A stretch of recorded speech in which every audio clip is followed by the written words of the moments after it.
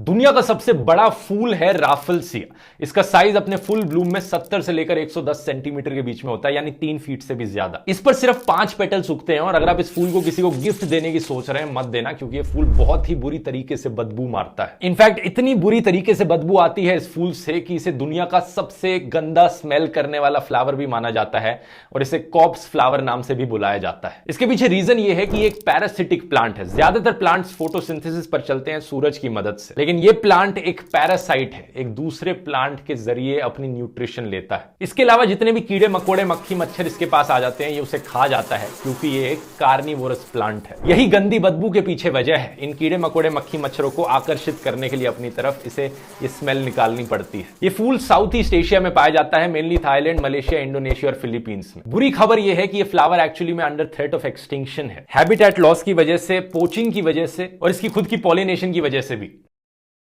हम सब ने नासा एस्ट्रोनॉट्स को देखा है स्पेस में जाते हुए स्पेस सूट्स पहने, लेकिन क्या आप जानते हैं एक नासा के स्पेस सूट की कीमत $150 मिलियन से भी ज्यादा है। ये जो स्पेस सूट आप देख रहे हैं, ये साल 1974 में बनाया गया है। उस जमाने में इसकी कीमत थी $15 मिलियन से लेकर $22 मिलियन के बीच। आज के दिन इन्फ्लेशन को अकाउंट में लेकर इसकी कीमत होगी $150 मिलियन।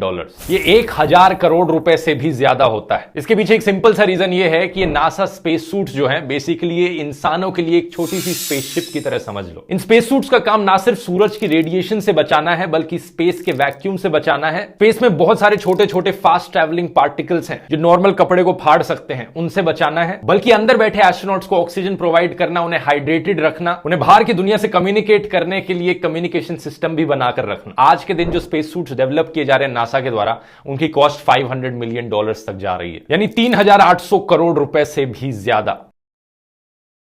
सोमालिया देश से करीब 250 किलोमीटर दूर और यमन देश से करीब 340 किलोमीटर दूर इंडियन ओशन में एक आइलैंड है सोकोट्रा नाम से। और ये आइलैंड किसी साइंस फिक्शन फिल्म में एलियन प्लेनेट की याद दिलाता है। ये आइलैंड बाकी दुनिया से इतना आइसोलेटेड है कि जिस तरीके के प्लांट स्पीशीज यहां पर पाए जाते हैं, वो दुनिया में कहीं और नहीं पाए जाते। एक ऐसा ही अजीब दिखने वाला प्लांट है ये। ऐसा लगता है कि कोई यूएफओ फ्लाइंग सॉसर एक पेड़ की ट्रंक के ऊपर अटक गया। रेयर ड्रैगन ब्लड ट्री इसे कहा जाता है। इसके अलावा क्यूकम्बर ट्रीज और पोमोग्रेनेट प्लांट्स की ऐसी स्पीशीज यहां पर ग्रो होती है जो दुनिया में कहीं और ग्रो नहीं होती। प्लांट्स के अलावा 90% रेप्टाइल स्पीशीज और 95% लैंड स्नेल स्पीशीज जो इस आइलैंड पर पाई जाती है, दुनिया में कहीं और नहीं पाई जाती। इसके पीछे सिंपल रीजन यह है कि आइलैंड दुनिया की one of the most isolated places है। करीब 40,000 बेडुइन कल्चर के लोग यहां पर रहते हैं, जो मेनली हर्डिंग करते हैं और फिशिंग करते हैं। इन आइलैंड्स में बोली जाने वाली भाषा एक अनरिटन सोकोटी लैंग्वेज है, जिसे लिखा नहीं जाता लेकिन बोलते हैं लोग सिर्फ। हालांकि ऑफिशियल लैंग्वेज अरेबिक है, क्योंकि आइलैंड यमन का पार्ट है।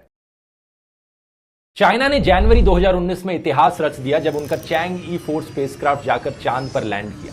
इस मिशन का पर्पस था चांद पर पौधे उगाने की कोशिश करना। यह स्पेसक्राफ्ट अपने साथ एक मिनी बायोस्फीयर लेकर आया था जिसका नाम था लूनर माइक्रो इकोसिस्टम, LME। ये छोटा सा सिलेंडर था जो बेसिकली कंडीशंस को इमिटेट कर रहा था जैसे धरती पर कंडीशंस हैं, लेकिन एक डिफरेंस था, ग्रेविटी की कमी थी और दूसरा कॉस्मिक रेडिएशन आ रही थी। तो यह देखना था कि पौधे कम ग्रेविटी के साथ और रेडिएशन के साथ उग सकते हैं कि नहीं। इस LME के अंदर potato seeds, cotton seeds, rape seeds, yeast, fruit fly, eggs और कॉमन व्हीट थी। एक्सपेरिमेंट काफी हद तक सक्सेसफुल रहा। सबसे पहले कॉटन की सीड्स स्प्राउट करी, उसके बाद रेप सीड, उसके बाद पोटैटो सीड्स। लेकिन अनफॉर्चुनेटली 14 दिनों के बाद ये सारे पौधे मर गए। सिंपल रीजन है इसके पीछे, मून जिस तरीके से रोटेट करता है धरती के राउंड, 2 हफ्ते मून पर सनलाइट आती है, 2 हफ्ते तक डार्कनेस रहती है। जब सनलाइट पड़ती है तो टेम्परेचर पौधों के उगने के लिए सही था, लेकिन जब धूप नहीं पड़ रही थी तो टेम्परेचर -310 डिग्री फ़ारेनहाइट तक भी पहुंच गए थे और बिना इंसुलेशन के ये पौधे ऑब्वियसली जिंदा नहीं रह पाए। दुनिया भर में आपको स्टील, कॉन्क्रीट और लोहे के बने ब्रिजेस मिल जाएंगे। कई जगहों पर तो आपको लकड़ी के बने ब्रिजेस भी मिल जाएंगे, लेकिन मेघालय के बारे में खास बात यह है